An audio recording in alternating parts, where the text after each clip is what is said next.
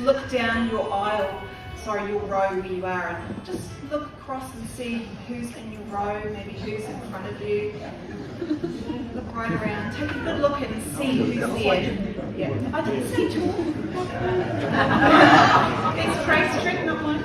No, because I'm kind of hoping that when we finish this morning, that you're going to see those beside you maybe in a little bit different way. But right now, I'd love it if you got out your Bibles on your phone, or however you have your Bible, and find Nehemiah chapter 3. That's where we're going to be this morning. And while you're finding that, I'll just give you a wee catch up on where we're up to on the story of Nehemiah and what's taken place so far. So remember that in the years before this book was written, the Jewish people had started returning to Jerusalem from exile from the nations around them. And they were trying to put back their city that had been destroyed by enemies. And by the time we get to the book of Nehemiah, they've already rebuilt the temple. Then in chapter 1, we find this guy Nehemiah working in a foreign palace in Susa, and he's upset and he's praying about the news that he's just had, that the walls of the city are still broken down, they haven't been rebuilt, and it's left the city unprotected. Then in chapter 2, we find Nehemiah, he's the wine taster for the king, and the king notices he's sad and asks why, and amazingly, Nehemiah quickly prays, and then he requests from the king to go back. And the king not only lets Nehemiah go back and work on this wall project, but sends him with provisions and protection as well. And then last week we heard about in the second half of chapter 2, Nehemiah arrives in Jerusalem, and God's put great plans in his heart for how to rebuild the wall, and he goes and scopes out the project, sees what needs doing, and then he tells people of the plans that God has laid on his heart, and the people are excited.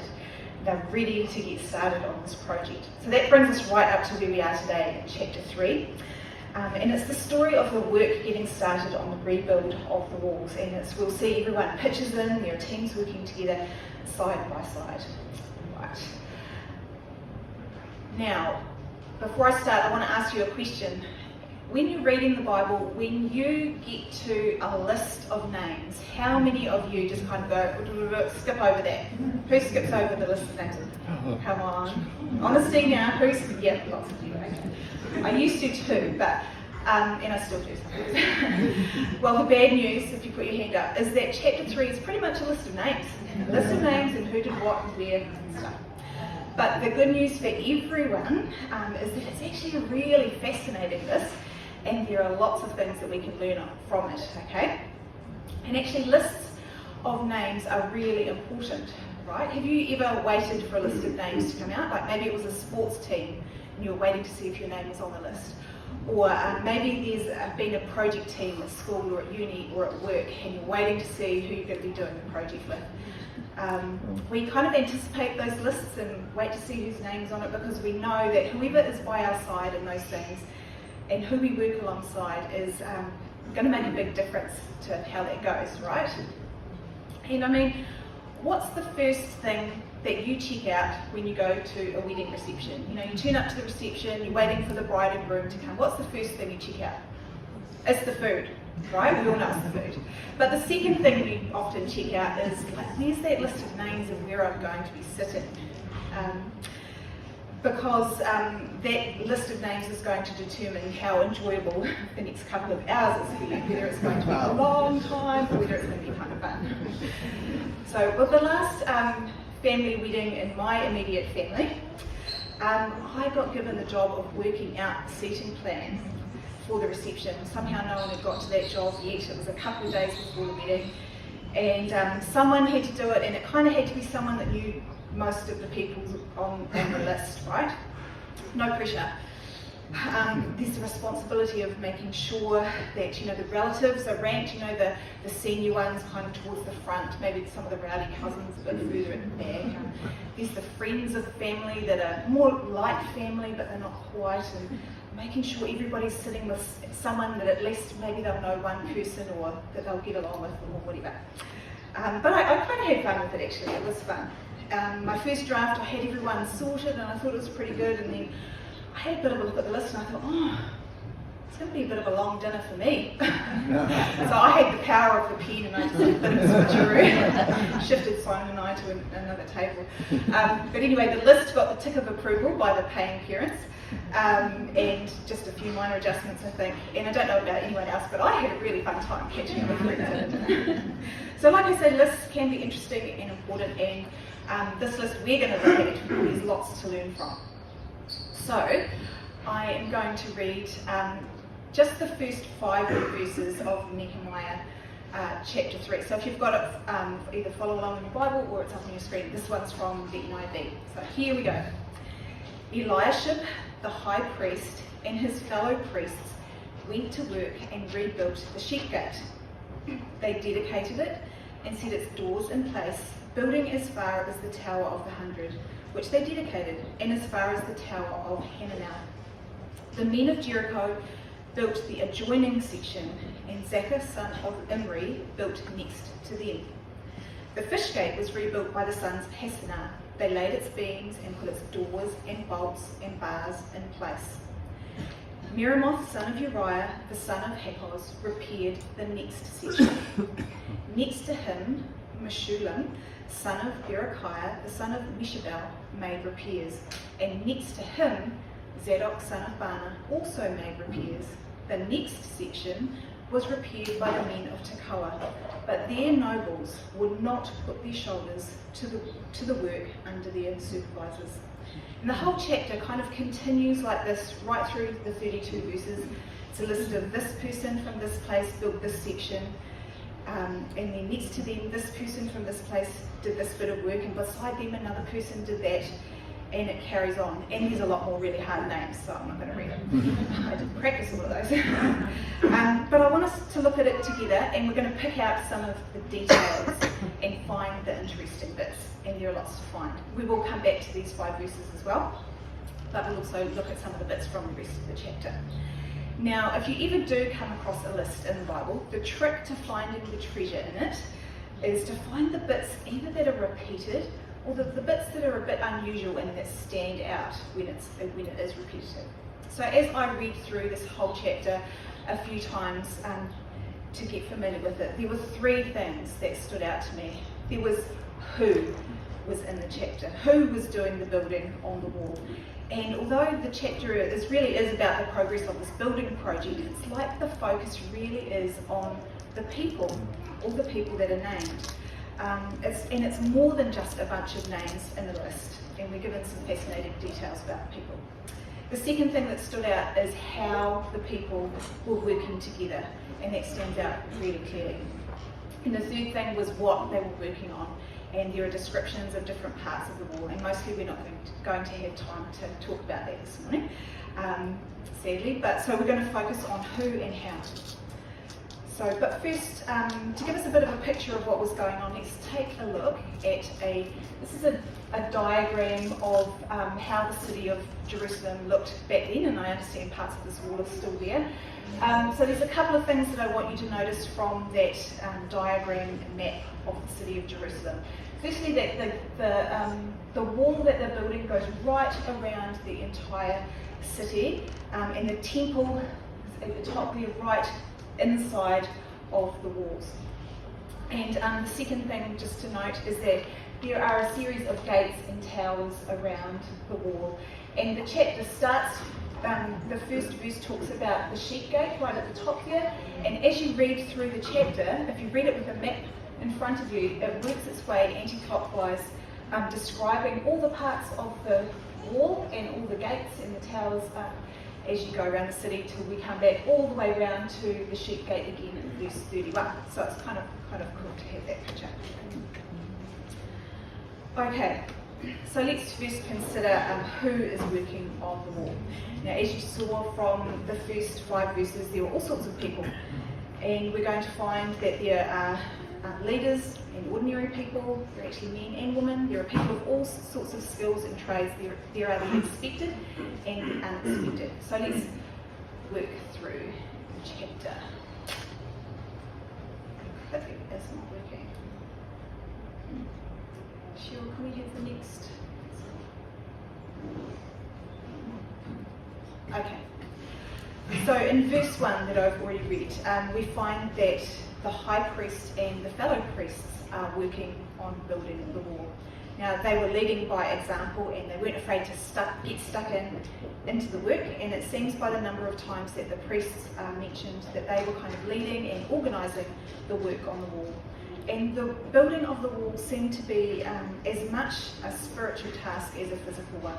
So, although the priests aren't builders by trade, obviously, we should expect to kind of see them planning, preparing, and leading the work, and they definitely lead by example. Cool.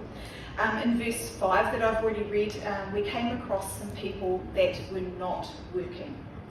It says that the men of Tekoa were fixing a section of the wall, but that the nobles would not put their shoulders to the work under their supervisors. It seems like they kind of thought they were too good for this work, maybe too proud, and I kind of imagine them standing around like these old guys watching, maybe grumbling a bit about some of the pressure to get working when they didn't want to. But in fact, the everyday men of Tekoa are mentioned again in verse 27, and they worked on not just one section but 2 sections of the wall. So the common people from Tekoa were doing double duty, but the nobles were shirking their responsibilities. So don't be like the nobles of Tekoa. And these nobles are the only people mentioned in the chapter that we're told are not working. So who else was there? Well, if you've got your Bible open, scroll down to verse 7. And there we find that there's a guy called Uziel who is a goldsmith, and he's repairing a section of the wall. And there's another guy called Hananiah who is a perfume maker.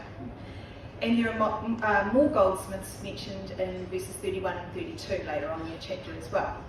Now, I imagine these guys are way more used to like detailed, fine work with specialised tools and equipment and materials, and maybe their hands are quite smooth and soft from real craftsman type work. You know, and the perfumer, he's used to a nice smelling workplace, I imagine. But now for the biblical community, they are just getting stuck in. They are working with big slabs of rock or wood and timber and heavy tools, and maybe they're finding that they're getting some calluses and blisters that they're not used to, using hammers and chisels and carrying heavy loads. And the perfumer, I imagine, is experiencing some not so fun smells of dust and sweat, but here they are stuck in helping anyway. And women, well, just in case you think it's just the men out there doing hard work, take a look at verse 12. There's a guy called Shalem, and he's repairing a section of the wall with the help of his daughters, so go daughters. Now, we're not generally through the chapter told how enthusiastically the people are working or how hard they're working, but one person gets a special mention if you jump down to verse 20, and it says a guy called Barak is zealously repairing his section of the wall. Kind of makes me picture in my mind someone working furiously fast and really passionately, while everyone around him is just kind of steadily plodding on. You know, it must have been kind of quite noticeable how passionate he was about his work and enthusiastic for him to get a special mention, don't you think? In verse 26, we're told that temple servants are working alongside the city dwellers, and in verse 29, it tells us that one of the guards of the gates is working on a section too. And there are other people working in family groups and community groups and in groups of people that usually do the same job. And then in verse 32 it tells us that there are some city merchants and they're working on a section of the wall as well. And they would also not be used to this hard physical work either, right? They'd be more used to the marketplace and buying and selling produce and animals and maybe soft goods, but they're out helping too. So maybe they're getting some blisters and calluses that they're not used to. And note that not once in this whole building project is it ever mentioned that there is a builder working on the wall. So when I thought about this, I thought, well, what I learned from who is working on the wall is that when it comes to this work on the wall, everyone doing their part is valuable when it comes to serving God. Everyone doing their part is valuable when it comes to serving God. Now, remember that This city wall repair, I think, is as much a spiritual act of restoration as a physical one. The city of Jerusalem is Israel's capital city. It's the place where God had requested the temple be built and where it had been rebuilt after the exile.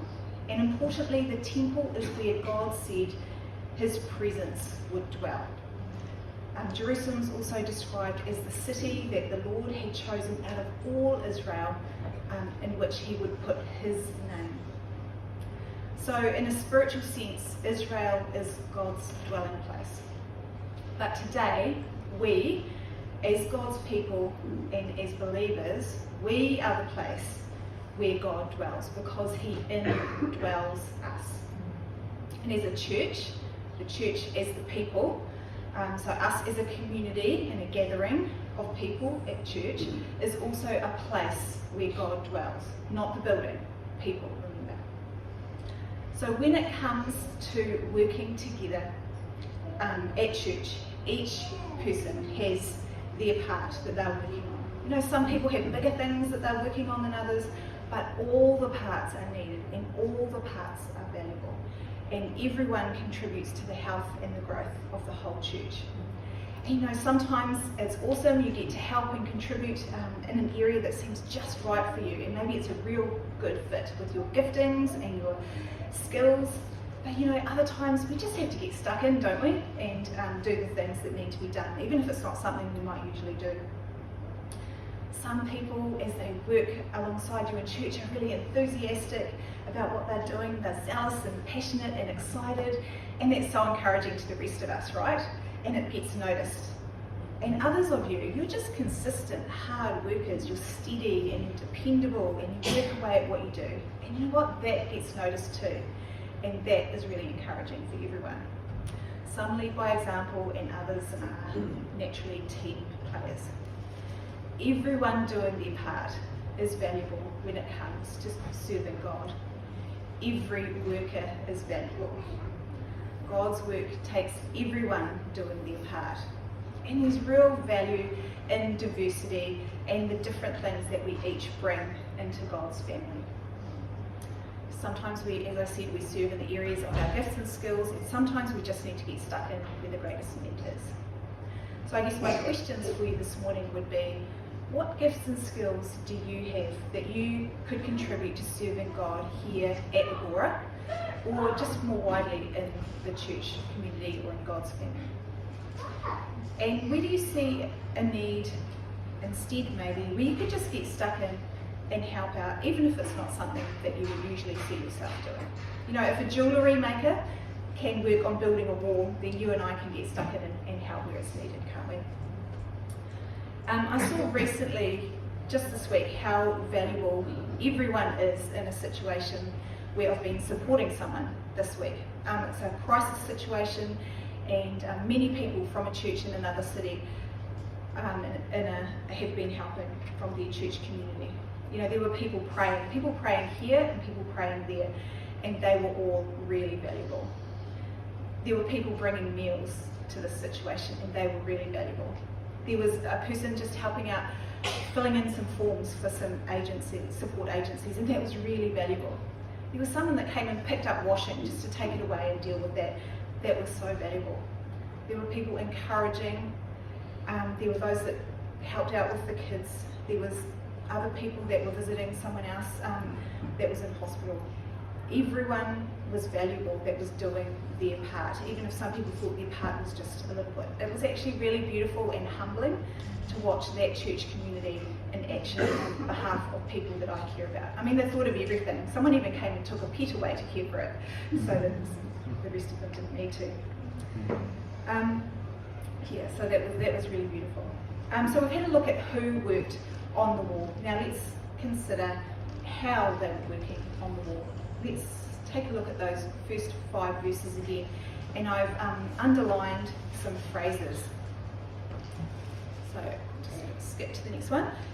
In those first 5 verses even, it starts to get a bit repetitive, but in the whole chapter, the phrases next to him, next to them, adjoining this, the next section, beside him, working opposite, beyond them, And particularly those first phrases, next to him, next to them, they get repeated over and over again, nearly 30 times, one phrase or another, depending which version you're reading, pops up in the 32 verses.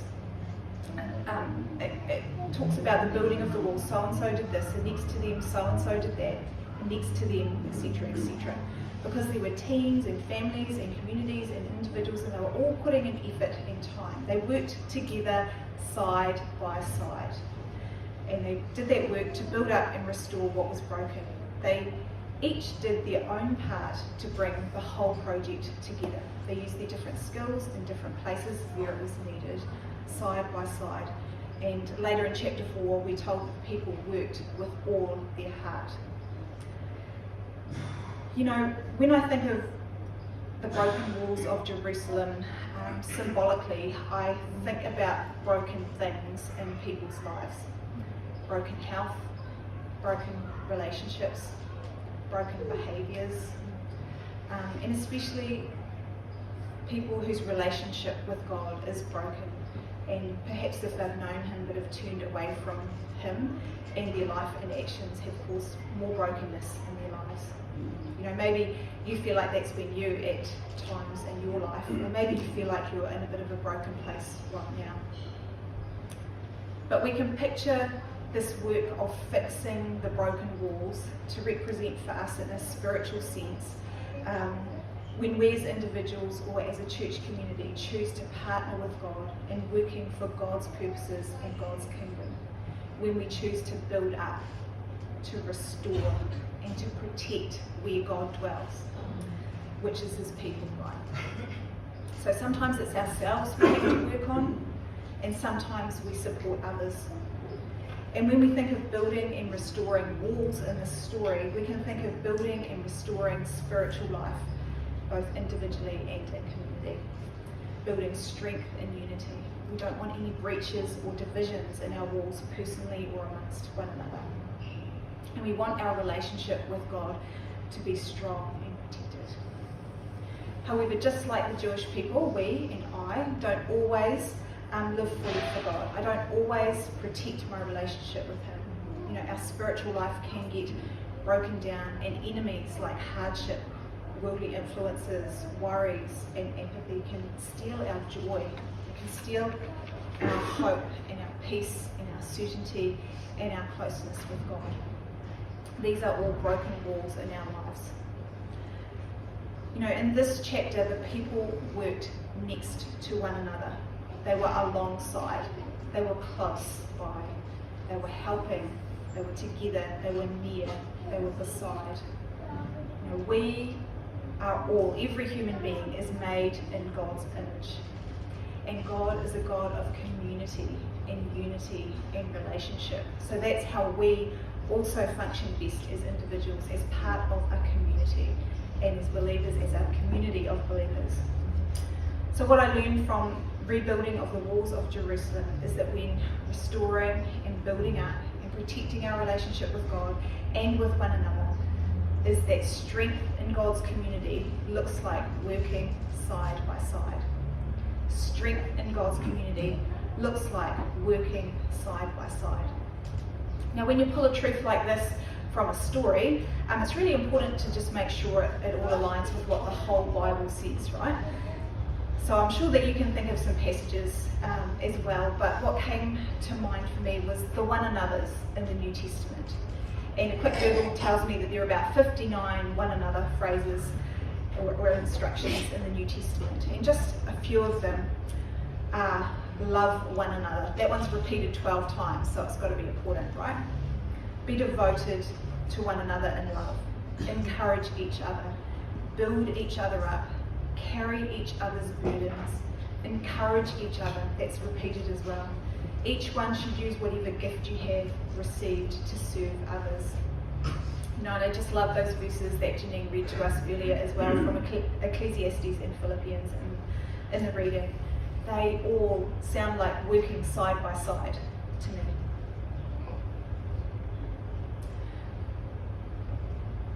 So how does this look in practice? Well, I'll just give you a few examples. Earlier this year, For me, a family member had a broken situation going on in their life that was pretty big, and they needed some help and support, and Simon and I were helping and supporting them, but it was actually getting a bit big for us as well. So I reached out to a friend here at Agora that has knowledge and skills in that particular area to get some advice.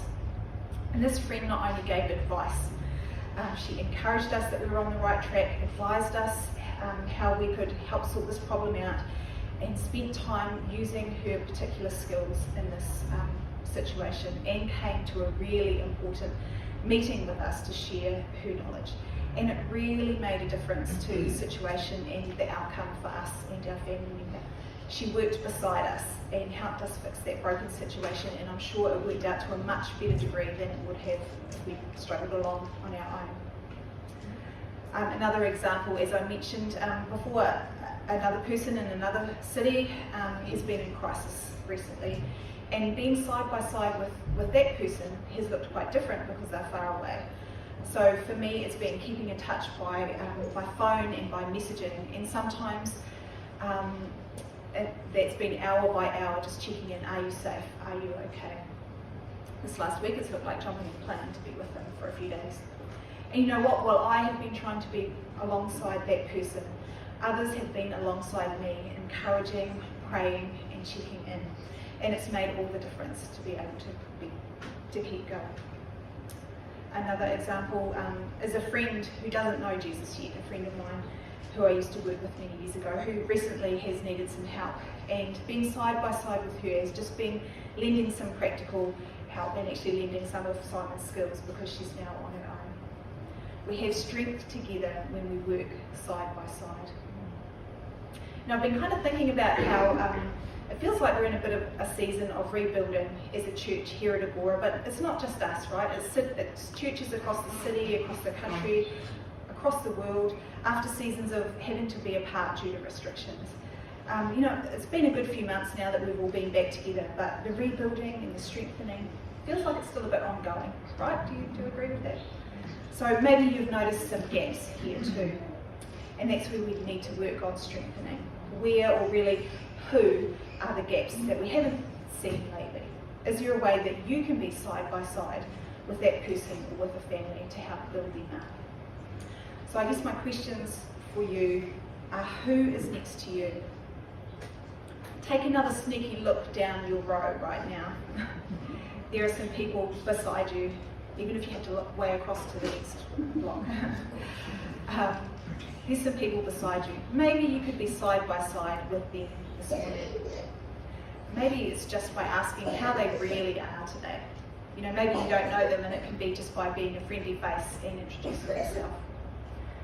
Maybe there's someone next to you as you study or work this week who you can come alongside. Maybe there's someone who's actually next to you at home that just needs to know that you support them. Maybe there's someone that you're in a position to be next to for support and care, even though they're physically far away. Technology is amazing. We can be side by side or far away. Maybe you can just encourage those that you serve alongside in ministry. And who are you doing life with from Agora outside of Sunday morning? Because strength in God's community looks like working side by side. So that's the who and the how. And there's lots of other really interesting stuff in this chapter that we don't have time for this morning. But maybe take a look for yourselves later on and see what other treasure that you can find. But to finish up, so in chapter 3, this wall building project is going really well in chapter 3. Everyone's working hard, apart from those few people. They're going great guns, right? But just so you know, by the end of this week's segment in chapter 3, they're not even up to half the height of rebuilding the wall yet with all the efforts. And just before chapter 3, we read that there was some opposition to the work growing. So I don't know about you, but getting started on a new project can be exciting and energising. It's easy to envisage what it's going to look like when it's all finished. And it's great to get stuck in, right? Enthusiasm is high. But keeping going till the end can be tough, right? Yeah, seeing some nods. So if you're thinking, yes, I agree with that, well, make sure you're here next week to see how that goes for this wall building project, because I think you're going to get some help in knowing how to keep going when the going gets tough.